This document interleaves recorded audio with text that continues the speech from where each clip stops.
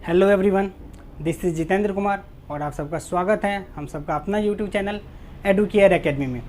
आज मैं आ गया हूँ आप लोगों के साथ बिल्कुल नया वीडियो लेकर के क्रॉप प्रोडक्शन एंड मैनेजमेंट का पार्ट 4। 3 वीडियो हमने ऑलरेडी देख लिया है। उसके अंदर हमने देखा था एग्रीकल्चर क्या होता है, ठीक है, क्रॉप क्या होता है, उसका प्रोडक्शन क्या होता है। उसके बाद एग्रीकल्चर प्रैक्टिस की हम बात कर रहे थे।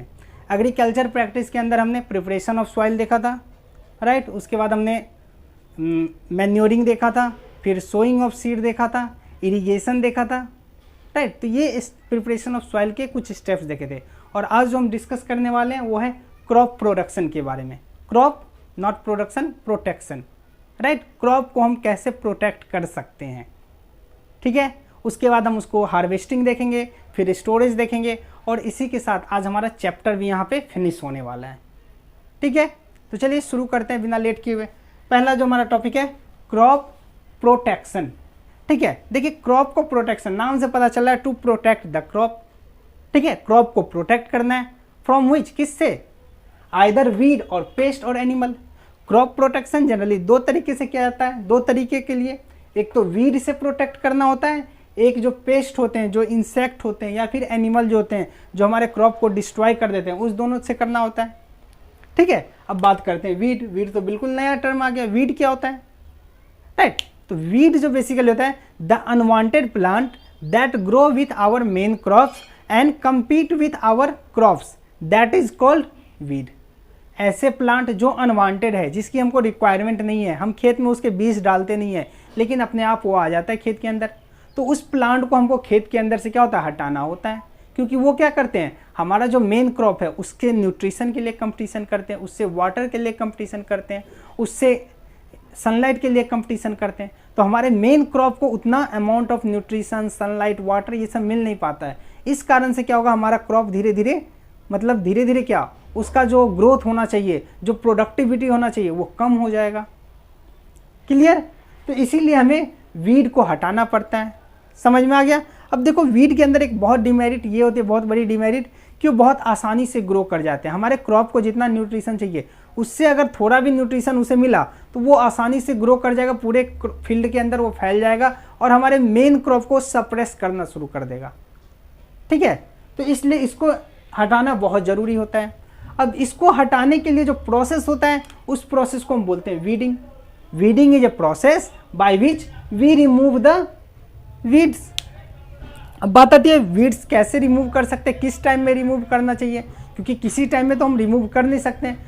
तो वीड रिमूव करने का जो टाइमिंग होता है, 2 टाइमिंग बहुत अच्छा होता है। एक तो क्रॉप डालने से पहले ही जो हम प्लगिंग करते हैं, वहाँ पे हम हल चलाते हैं और खेत के अंदर जो वीड होता है, जो अनवांटेड प्लांट होता है, वो रिमूव हो जाता है और सनलाइट के कारण वो ड्राई होकर के हमारे मिट्टी के अंदर मिल गया। पहला टाइमिंग तो वो होता है हमारा वीड को हटाने का। क्लियर। दूसरा टाइमिंग होता है, हमने क्रॉप डाल दिया फील्ड के अंदर, बीज डाल दिया, प्लांट ग्रो कर गया, लेकिन उसमें फ्लावर और फ्रूट आने से पहले उसको हमें कर देना चाहिए। क्यों?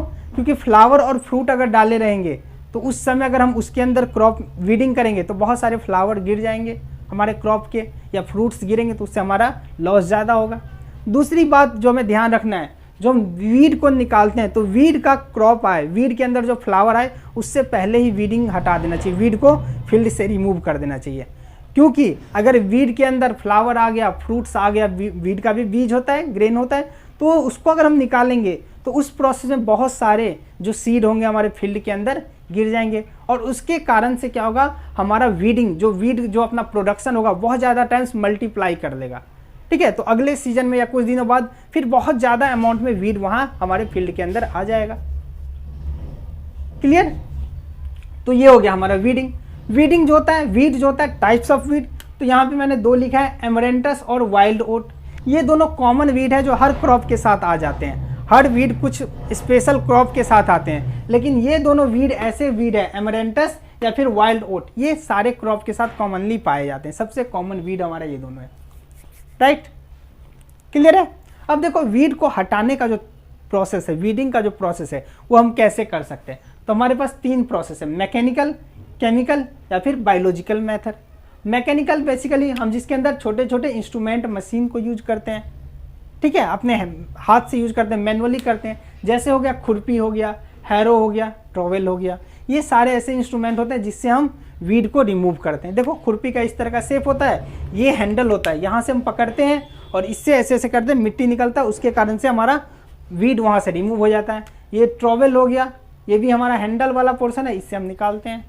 ठीक है, ये हॉरो हो गया, इससे क्या होता है बहुत ज़्यादा अगर हमारे एक क्रॉप से दूसरे क्रॉप के बीच में गैपिंग ज़्यादा, एक यहाँ है और इसकी यहाँ है, इस पूरे बीच का जो एरिया में अगर वीड हो गया तो इसको रिमूव करने के लिए हम हॉरो यूज करते हैं, जिसके कारण से पूरा यहाँ से रिमूव होता जाता है, तो टाइम थोड़ा कम लगता है। लेकिन इसके साथ डिमेरिट है, जब क्रॉप हमारा बहुत कंजेस्टेड हो तो वहाँ पे हम यूज नहीं कर सकते इसको। क्लियर है? ओके।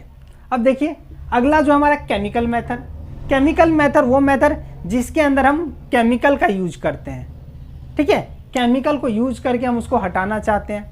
जैसे हमारा हो गया 2,4-D, MCPA, डेलाफोन और मेटाक्लोर, ये सारे हमारे केमिकल्स है जिसको हम डालते हैं। अब देखो केमिकल्स हमारा क्या होता है, जैसे हम पहला देखें 2,4-D, तो ये केमिकल क्या होता है 2,4-डाइक्लोरोफिनॉक्सी एसिड होता है। इसका फुल फॉर्म अगर बोले तो 2,4-डाइक्लोरोफिनॉक्सी एसिड, ये हो गया इसका फुल फॉर्म, एक केमिकल का नाम हो गया। ठीक है, उसी के तरह अगर अगला देखें MCPA, तो ये क्या होता है 2-मिथाइल-4-क्लोरो, देखो ध्यान से 2-मिथाइल-4-क्लोरोफेनॉक्सी एसिटिक एसिड, 2-मिथाइल-4-क्लोरो, ठीक है, फेनॉक्सी एसिटिक एसिड, ये इसका फुल फॉर्म हो गया। उसके बाद डेलाफोन हो गया, मेटाक्लोर हो गया। तो ये सारे केमिकल्स है जिसको हम स्प्रे करते हैं फील्ड के अंदर। मन में एक क्वेश्चन होगा कि ये केमिकल हम फील्ड में डालते हैं तो क्या इससे हमारा मेन क्रॉप जो है उसको ख़राब नहीं करता है, वो क्या उसको नहीं गलाता है? तो देखो ये जो हम डालते हैं अगर ये हम कंसनट्रेटेड फॉर्म में डाल दें तो ऑब्वियस हमारा जो मेन क्रॉप है वो भी ख़राब हो जाएगा। तो इसको हम क्या करते हैं पानी के साथ मिलाते हैं, डाइल्यूट करते हैं। ठीक है, और डाइल्यूशन के साथ हम अगर डालते हैं तो हमारा मेन क्रॉप बच जाता है और जो हमारा वीड है उस पर इसका इम्पैक्ट ज़्यादा होता है। ठीक है, ये बेसिकली हमारा पॉइजनस होता है, इसलिए उसके बाद हमारे क्योंकि हम स्प्रे कर रहे हैं फील्ड के अंदर तो भले ही वो हम डाइल्यूटेड फॉर्म में करें लेकिन हमारे क्रॉप के ऊपर आएगा। तो जब भी वो क्रॉप को हम यूज करें तो मेक श्योर कि हम जो क्रॉप यूज करें तो अच्छे से वॉश होना चाहिए। ठीक है, उसके बाद बायोलॉजिकल मेथड होता है। बायोलॉजिकल मेथड में क्या होता है, जो कुछ इंसेक्ट को हम छोड़ देते हैं। ठीक है, वो इंसेक्ट को छोड़ते हैं और वो इंसेक्ट क्या करते हैं, वो घास को जो वीड हो गया उसको वो खा जाता है। हमारे मेन क्रॉप को नहीं खाता लेकिन जो वीड है जिसकी हमको ज़रूरत नहीं है उसको खा जाता है। उसी तरह का एक इंसेक्ट है कोकिनियल इंसेक्ट। फील्ड के अंदर हम कोकिनियल इंसेक्ट करते हैं और जो हमारा एमरेंटस है या फिर जो अनवांटेड दूसरे प्लांट है उसको वो खा जाता है, हमारा क्रॉप बच जाता है। तो ये 3 प्रोसेस है हमारा मेथड्स है वीडिंग के। ठीक है, तो देखो हमने वीड को तो रिमूव करना सीख लिया। अब अगला आता है पेस्ट और एनिमल, क्योंकि इससे भी हमारे क्रॉप के अंदर अगर इंसेक्ट लग गया, पेस्ट लग गया तो उसको भी रिमूव करने की ज़रूरत है, या कोई जंगली जानवर होते हैं वो हमारे क्रॉप को ख़राब ना करे उससे भी प्रोटेक्ट करने की ज़रूरत है। तो देखो उससे हम कैसे प्रोटेक्ट करते हैं। पहला जो प्रोसेस है स्केयर क्रो लगा देते हैं। ठीक है, स्केयर क्रो क्या होता है, बेसिकली ह्यूमन का स्टैचू होता है। इस तरह का ह्यूमन का स्टैचू सर में गला बना दे, वहाँ नाक कान ये सब बना देते हैं और फील्ड के अंदर डाल देते हैं। इससे क्या होता है, जो हमारा एनिमल होता है वो खेत के अंदर नहीं जाता है, और खेत के अंदर नहीं जाएगा तो हमारा क्रॉप डिस्ट्रॉय नहीं होगा। तो उसको हम बोलते हैं स्टेयर क्रॉप। ठीक है, इस तरह का आप लोगों ने खेत में देखा भी होगा, ये इस तरीके का खड़ा कर दिया जाता है, आँख नाक यहाँ बना देते हैं। ठीक है, तो इसको हम बोलते हैं स्केयर क्रॉप। दूसरा हमारा पेस्टिसाइड। ठीक है, pesticide is a chemical which is use to kill the pest. जो पेस्ट को किल करने के लिए मदद होता है, जो केमिकल होता है उसको हम बोलते हैं पेस्टिसाइड। ठीक है, अब देखो पेस्टिसाइड के अंदर 3 होते हैं, इंसेक्टिसाइड, फंगिसाइड और रोडेंटिसाइड। इंसेक्टिसाइड वैसे केमिकल होते हैं जो इंसेक्ट को मारने के लिए यूज किया जाता है, तो वो हो गया हमारा इंसेक्टिसाइड। फंगिसाइड हमारा क्या हो जाएगा, ऐसे केमिकल जो फंगस जो होते हैं उसको मारने के लिए यूज किया जाता है, तो वो हो गया हमारा फंगिसाइड। रोडेंटिसाइड हो गया, जो रोडेंट होते हैं, जो हमारे चूहे होते हैं, माइस होते हैं, वो क्रॉप के अंदर ना लगे, क्रॉप को ख़राब ना करे फील्ड के अंदर, तो उसके लिए हम रोडेंटिसाइड यूज करते हैं। राइट, तो कुछ जो पेस्टिसाइड है वो एग्जाम्पल हमारा यहाँ पे दिया हुआ है। जैसे हो गया हमारा DDT। DDT इसका फुल फॉर्म होता है डाइक्लोरो डाइफेनाइल ट्राइक्लोरोथीन। दोबारा सुनो, डाइफिनाइल ट्राइक्लोरोथीन। ठीक है, अगला है BHC। BHC का होता है benzene hexachloride. BHC benzene hexachloride, इस नाम पे मत जाना, ठीक है, ये नाम सारे केमिकल्स हैं, आगे क्लास में पढ़ोगे, ठीक है, बस नाम याद रखो, इसका फुल फॉर्म ये होता है, एक तरह का केमिकल्स होता है, right. BHC benzene hexachloride.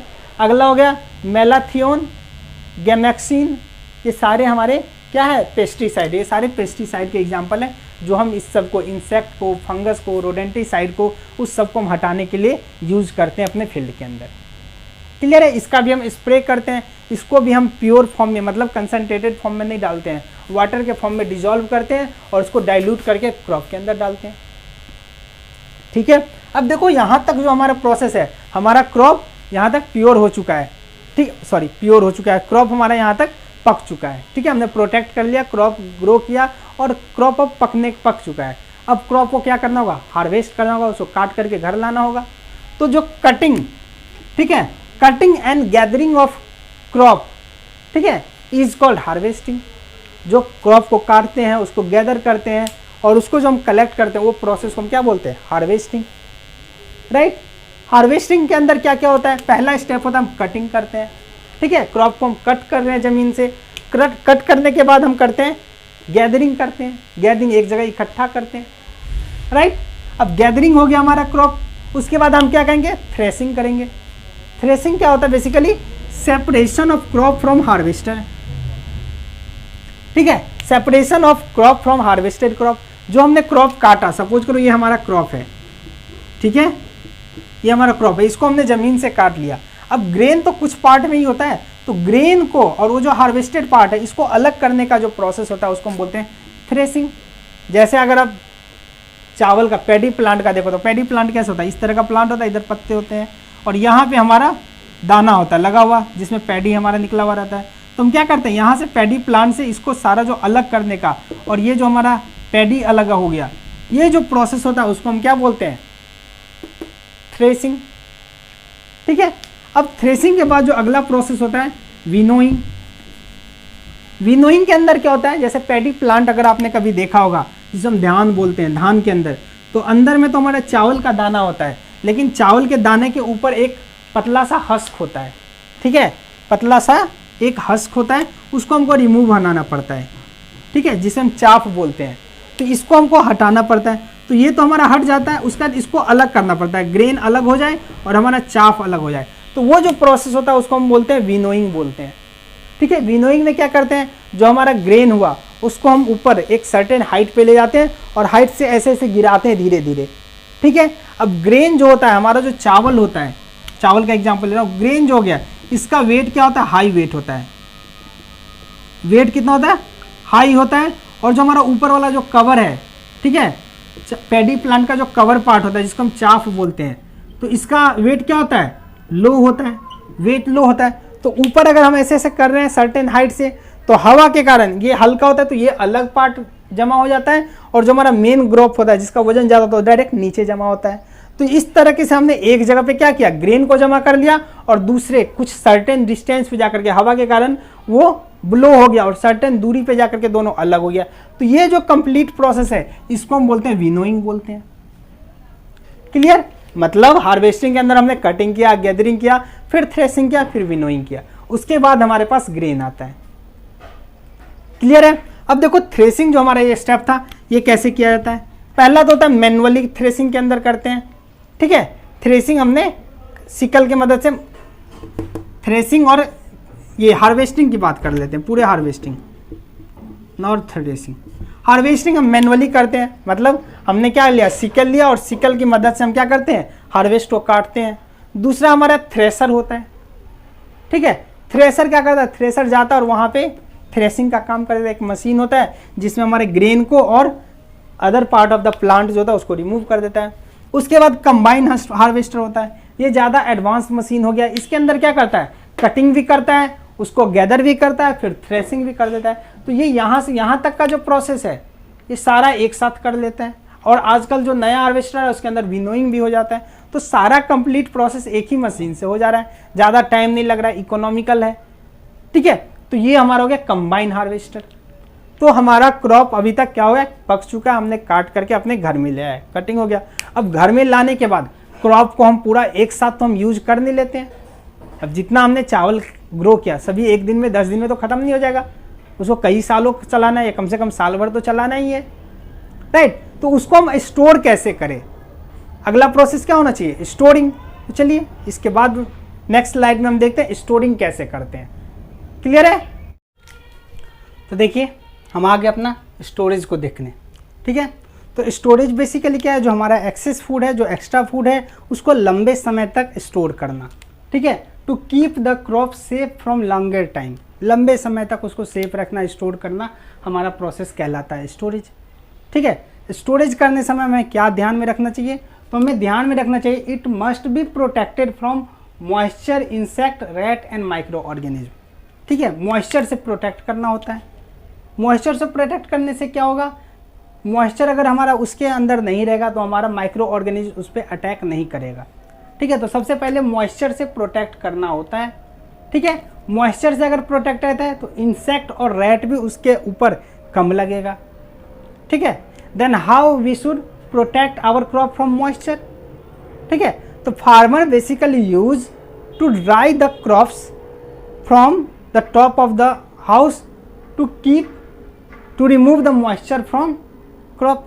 Farmer क्या करते हैं, क्रॉप को छत के ऊपर या फिर कहीं ऐसी जगह पर जहाँ पे धूप होता है उसको फैला देते हैं, जिससे सनलाइट जो आता है, सनलाइट के कारण क्या होता है, ये मॉइस्चर उससे रिमूव हो जाता है। नॉर्मल भाषा में बोलते हैं फसल को सुखाना, ठीक है। फार्मर फसल को सुखाते हैं काटने के बाद।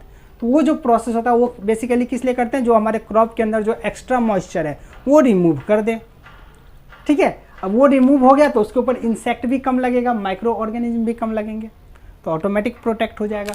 उसके बाद रैट से प्रोटेक्ट करना होता है, तो वो सब कैसे करते हैं, तो प्रोटेक्ट करने का मतलब स्टोर करने का हमारे पास दो तरीका होता है, एक होता है ड्राई स्टोरेज और एक होता है cold storage.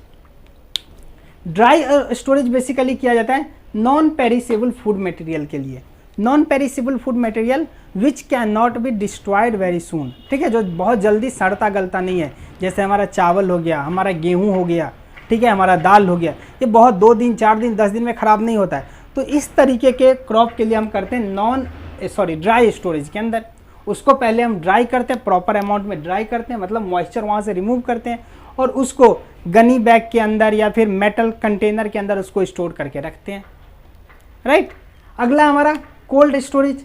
Cold storage basically क्या होता है, पेरिसेबल सब्सटेंस के लिए, पेरिसेबल सब्सटेंस जो बहुत जल्दी ख़राब हो जाए, जैसे हमारा वेजिटेबल है 4 दिन 5 दिन में ख़राब हो जाएगा, हमारा फ्रूट्स है वो 4 दिन 5 दिन में ख़राब हो जाएगा। तो उस तरीके के क्रॉप को हमको अगर बचाना है, स्टोर करना है, तो उसके लिए हमारे पास होता है cold storage, right. Cold storage में क्या करते हैं हम, जो हमारा टेम्परेचर, कोल्ड स्टोरेज एक ऐसा प्लेस होता है जिसके अंदर पूरा एयर कंडीशन होता है और टेम्परेचर उसके अंदर का काफ़ी लो होता है।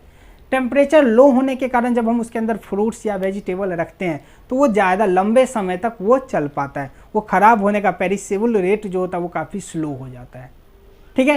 तो यहाँ हमको टेम्परेचर मेंटेन करने की ज़रूरत नहीं है, लेकिन यहाँ पे हम टेम्परेचर काफ़ी लो रखते हैं, यहाँ पे क्रॉप को ड्राई करते हैं, यहाँ पे क्रॉप को ड्राई नहीं करते हैं। तो इस तरीके से हम क्रॉप को लंबे समय तक स्टोर करके रख सकते हैं। क्लियर?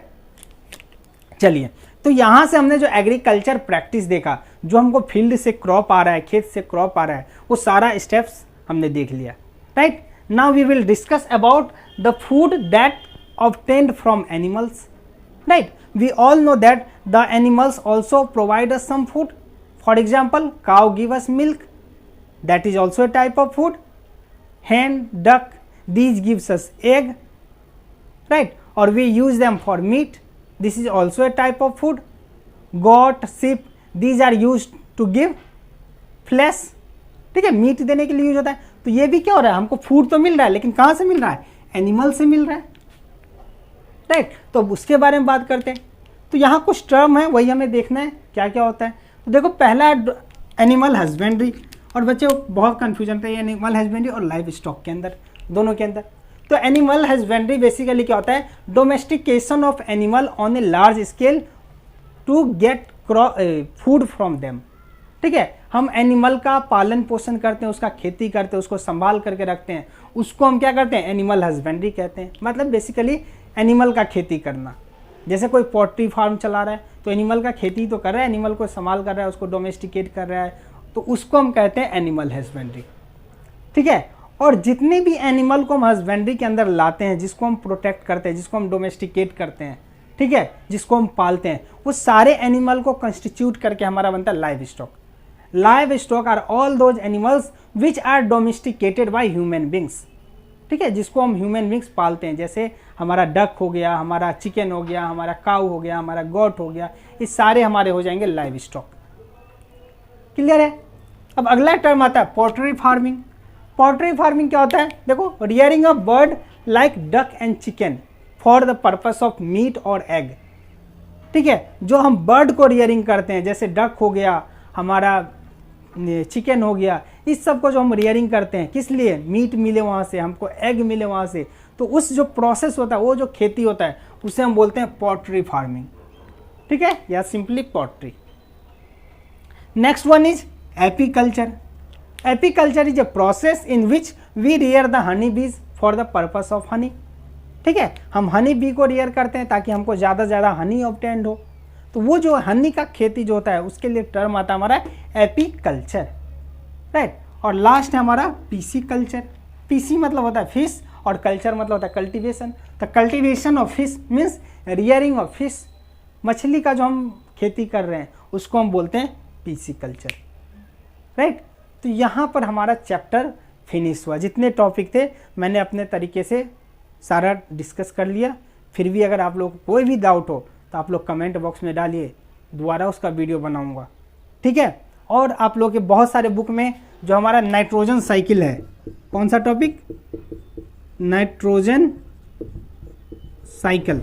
तो नाइट्रोजन साइकिल बहुत सारे बुक में चैप्टर फर्स्ट में दे दिया गया है, लेकिन वो चैप्टर सेकंड का है अकॉर्डिंग टू एनसीईआरटी। एनसीईआरटी में नाइट्रोजन साइकिल आपका जो चैप्टर सेकंड है, माइक्रो ऑर्गेनिज्म, उसके अंदर आता है। ठीक है, तो वो जो नाइट्रोजन साइकिल है वो मैं माइक्रो ऑर्गेनिज्म वाले चैप्टर में डिस्कस करूंगा। ठीक है, तो यहाँ पे हमारा चैप्टर खत्म हुआ। अगर आप लोग चाहते हैं कि एनसीईआरटी के क्वेश्चन का मैं आंसर दूं, या कोई भी इंपॉर्टेंट क्वेश्चन भी चाहिए अगर इस चैप्टर का, तो आप लोग कमेंट बॉक्स में डालिए कि हाँ क्वेश्चन भी चाहिए मुझे, तो एक क्वेश्चन आंसर भी डिस्कस करूंगा। एनसीईआरटी के या और भी बुक के जो इंपॉर्टेंट क्वेश्चन होते हैं उसको भी मैं एक वीडियो बना करके डिस्कस कर लूँगा। अगर आप लोग को चाहिए तो कमेंट बॉक्स में डालिए। ठीक है, और वीडियो अगर आप लोगों को पसंद आया हो तो नेक्स्ट वीडियो के लिए सब्सक्राइब कीजिए, अपने दोस्तों के साथ शेयर कीजिए। ठीक है, मिलते हैं नेक्स्ट वीडियो में। Till then, goodbye, thank you.